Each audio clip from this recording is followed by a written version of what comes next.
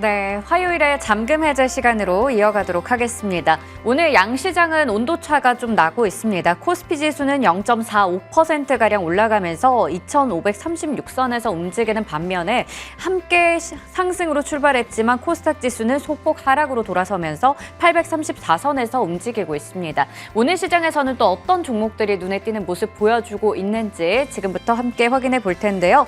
오늘은 나도투자연구소 이재규 본부장님과 함께하도록 하겠습니다. 어서 오세요. 안녕하세요. 네, 먼저 종목의 전반적인 흐름부터 머니맵 통해서 확인해 보도록 하겠습니다.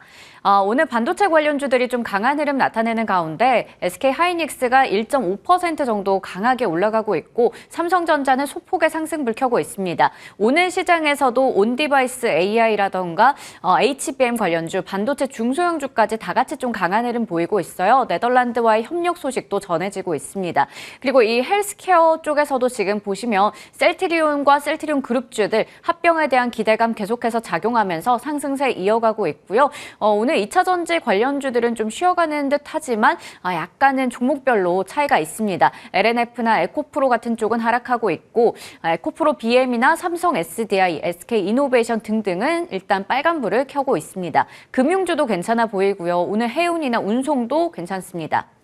그러면 저희 본격적으로 개장 특징주 확인해 볼 텐데요. 먼저 첫 번째로 오늘 코리아 서킷 리뷰부터 해보도록 할게요. 11월 21일에 말씀을 주셨고 이 종목 같은 경우 11월 말쯤에 목표 주가였던 17,000원 달성을 했습니다. 최고가 기준 수익률은 9% 정도 기록했는데요. 그리고 나서 살짝 눌렸다가 다시 또 목표 주가에 거의 근접해 있거든요. 여기서 한 번 더 상향을 하는 게 좋을지 수익을 실현할지 어떻게 보시나요?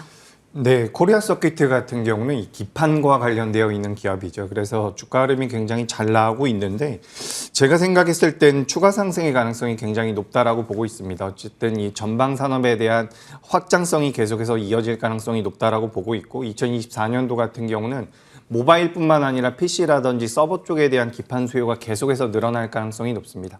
그리고 최근 들어서 이제 제주반도체라든지 온디바이스 관련되어 있는 기업들이 많이 움직이고 있는데 온디바이스 기기들이 시장에서 계속해서 부각이 된다라고 한다면 기판의 수요 역시나 늘어날 가능성이 굉장히 높다라는 거죠. 계속해서 업황 자체가 안 좋았었던 상황이기 때문에 기판 기업들 같은 경우는 2024년도까지 계속해서 관심을 가져보셔야 된다라는 말씀을 드려보도록 하겠습니다. 그래서 코리아 서킷 같은 경우는 목표가를 좀 상향을 해보고 싶습니다. 그래서 주가 지금 수익이 목표가가 달성이 돼 있는 상황인데 목표가 같은 경우는 18,500원으로 상향해서 보도록 하겠습니다. 네, 18,500원까지 좀 상향해 주셨습니다. 여전히 긍정적인 관점에서 보고 계시다라는 부분 AS 통해서 확인해 봤고요. 다음으로 LS 머티리얼즈 보겠습니다. 오늘 상장하면서 이제 장 초반에 바로 300% 정도 더블을 기록하기도 했는데요. 지금은 현재 공모가 대비해서 284%가량 일단은 상승한 상황이고요. 23,000원대에서 움직이고 있습니다. 이 요즘에 머티리얼즈 이런 이름이 붙은 회사들이 많습니다. 대기업에서 다들 이렇게 2차 전지 쪽에 좀 뛰어들고 있는 상황인데 여기서 이제 LS 그룹에서도 하나를 냈는데 이게 뭐 2차 전지도 있지만 신재생이나 여러 가지 모멘텀에 좀 걸쳐져 있거든요. 어떻게 보시는지 궁금합니다.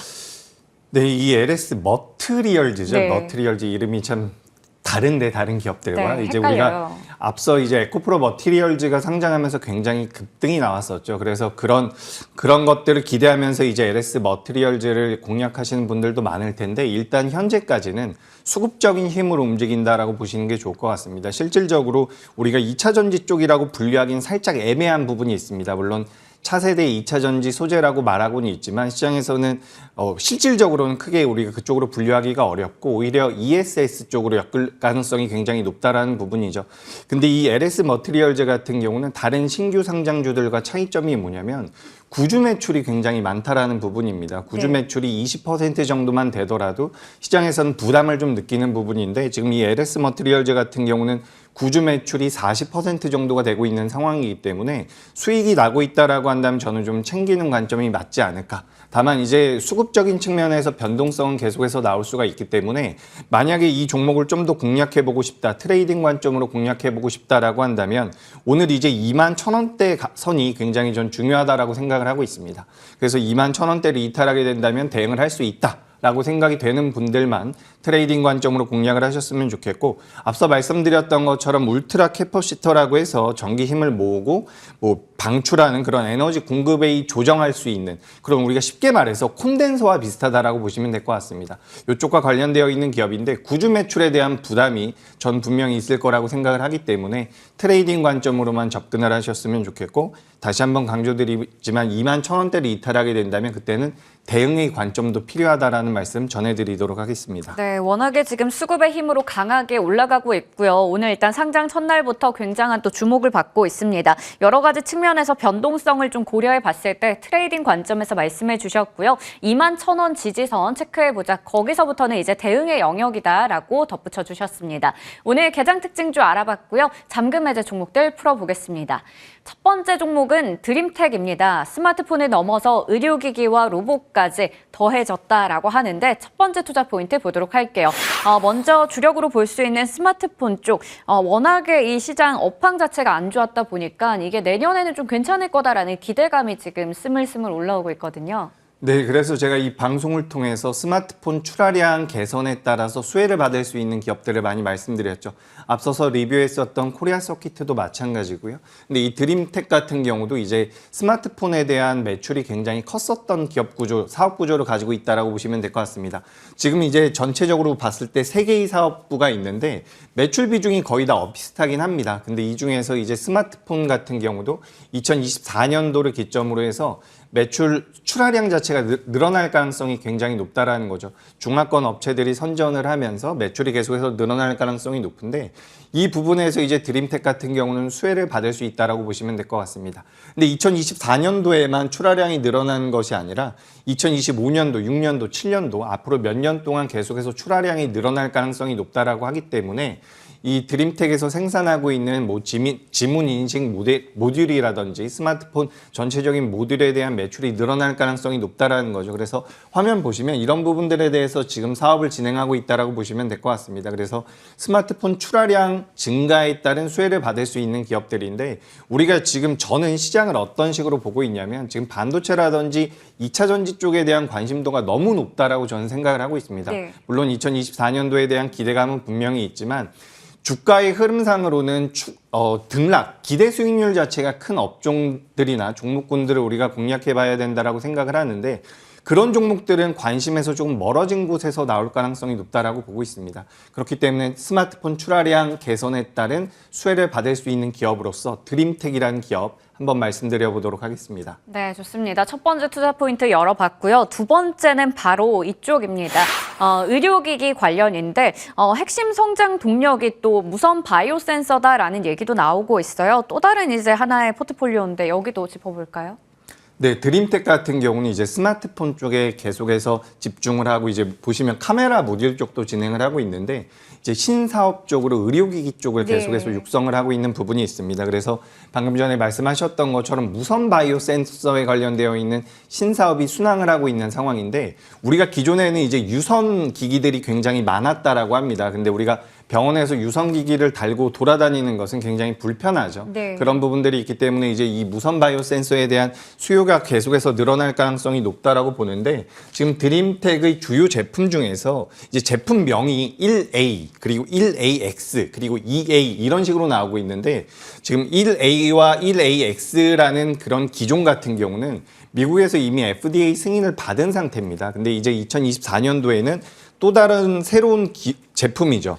EA에 대한 그 FDA 승인 기대감까지도 지금 부각이 되고 있는 상황이기 때문에 의료기기 쪽에 대한 매출이 계속해서 늘어날 가능성이 높다라고 보고 있는 거죠. 그래서 이 무선 바이오 센서 기술을 이용해서 시장에서 이제 외형 성장이 가능하다라고 보고 있습니다. 그래서 기본적으로 스마트폰 시장이 출하량이 개선이 되면서 기존에 있었던 사업부 성장이 진행되고 거기서 의료기기까지 붙는다라고 한다면 기업이 성장할 가능성이 굉장히 높겠죠. 그리고 드림텍이라고 하면 제가 이제 투자자분들을 좀 만나보면 이 기업에 대해서 잘 모르시는 분들이 많은데 네. 시가총액이 8천억이 넘어가는 기업입니다. 규모가 생각보다 굉장히 큰 기업이에요. 그렇기 때문에 우리 시청자분들께서도 오늘 당장은 아니라고 하더라도 알아두시면 앞으로 주식 투자하는 데 있어서 도움이 될 수 있는 기업이니까 이 드림텍이라는 기업 좀 관심 있게 보시면 도움이 될 것 같습니다. 네, 전체적으로 내년에 스마트폰 업황이 좀 개선된다라는 측면에서도 빠르게 실적 개선이 이루어질 것으로 보이고요. 앞서 얘기 주셨던 신사업, 의료기기 쪽에 대한 기대감도 있습니다.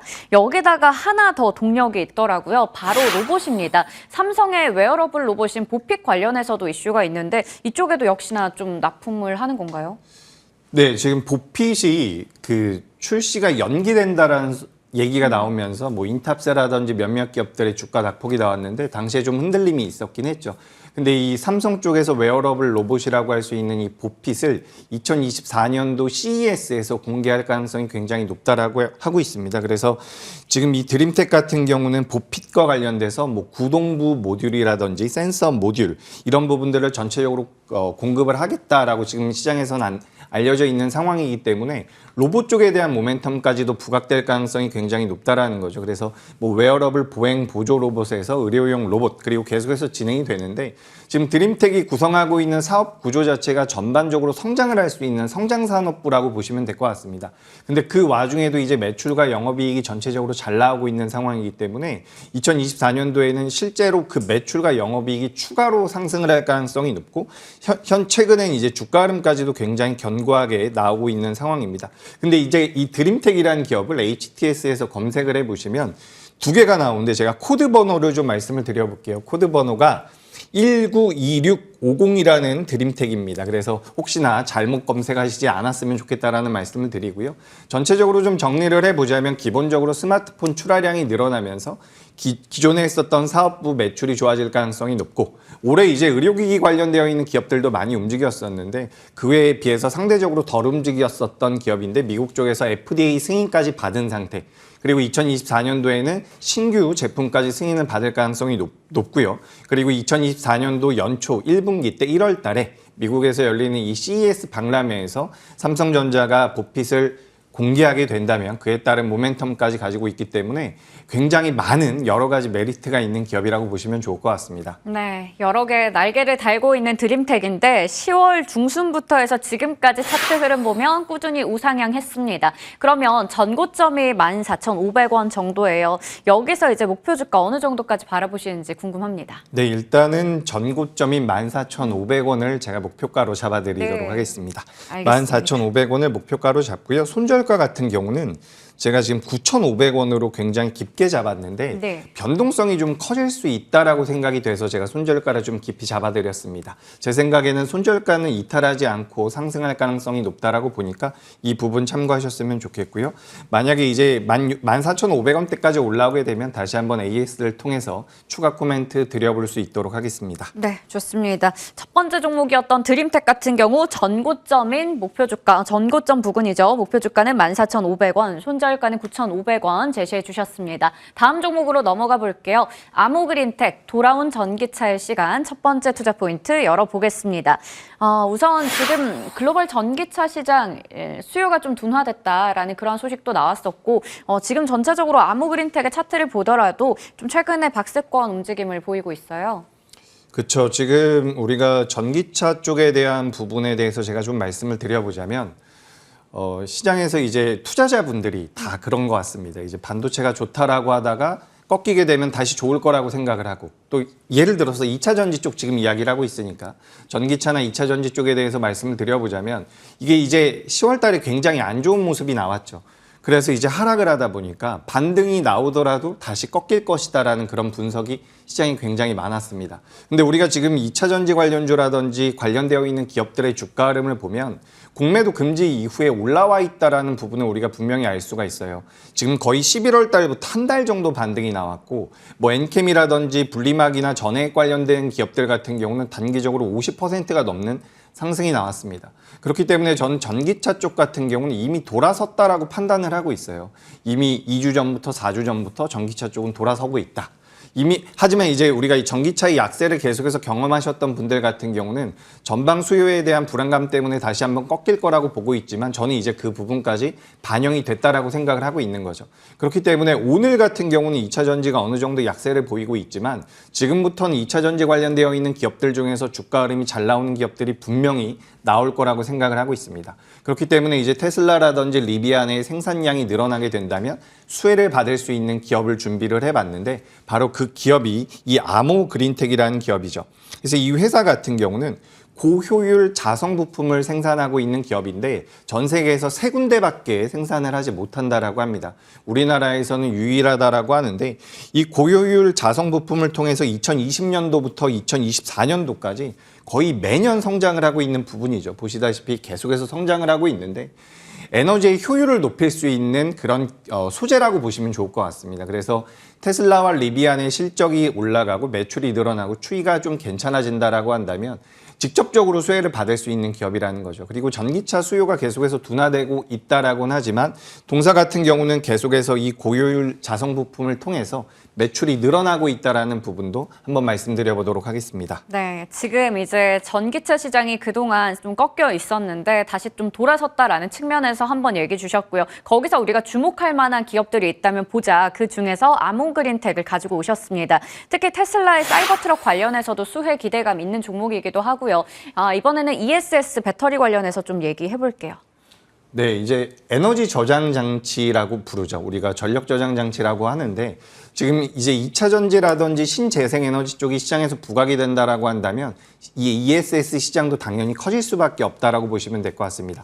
어쨌든 이 에너지를 저장한다라는 관점으로 접근을 하셨으면 좋겠는데 우리나라 이제 LG 에너지 솔루션이라든지 삼성 SDI 같은 기업들도 ESS를 계속해서 투자를 하고 있죠.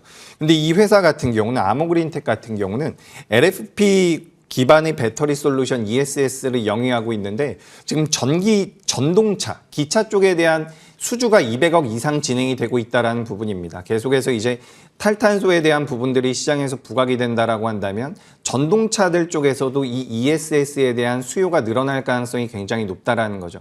첫 번째는 그 고효율 자성을 통해서 고효율 자성 부품을 통해서 매출이 안정적으로 나오고 있는 상황에서 ESS 사업까지 붙는다라고 한다면 아모그린텍 같은 경우도 외형 성장이 나올 가능성이 굉장히 높다라고 보고 있습니다. 네, 거기다가 이제 해외 진출에 대한 기대감도 있는데요. 이런 부분들 바탕으로 해서 어느 정도까지 목표 주가 보시는지 궁금합니다. 네, 이제 방금 전에 말씀드렸었던 그 ESS 같은 경우는 우리가 시장에서 그냥 분석만 하는 부분이 아니라 실제로 해외 진출을 진행하고 있는 부분이라서 2024년도에 매출이 잘 잡힐 거라고 생각을 하고 있습니다. 그렇기 때문에 주가의 흐름에 대한 기대가 되는데 아모그린텍 같은 경우는 목표 주가를 14,500원.